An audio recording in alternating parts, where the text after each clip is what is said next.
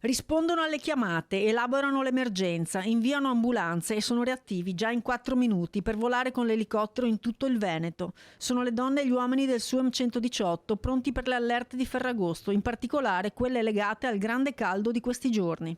Lo sappiamo già per esperienza che dopo qualche giorno di caldo continuativo intenso ci aspettiamo nei prossimi giorni che aumenteranno queste criticità. Funziona che l'utente o il parente della persona che è vittima di questa esposizione eccessiva al calore chiama, noi inviamo il mezzo di soccorso e ovviamente dopo aver supportato le funzioni vitali del paziente lo portiamo in ospedale. I consigli per non finire tra le mani degli operatori sanitari sembrano banali, ma restano gli unici efficaci, specie per le persone considerate più fragili, come bambini e anziani. Col caldo si suda molto di più, come tutti sappiamo, quindi bisogna reintegrare questi liquidi bevendo magari di più, soprattutto i pazienti anziani che non hanno il senso della sete devono sforzarsi di bere anche se non sentono lo stimolo della sete.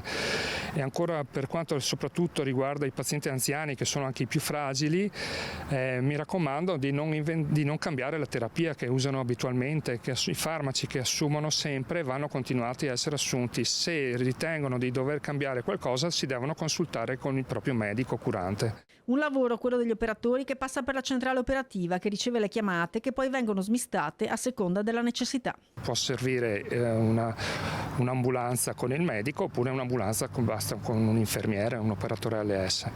L'elicottero solitamente esce nei codici rossi e quindi nei casi più gravi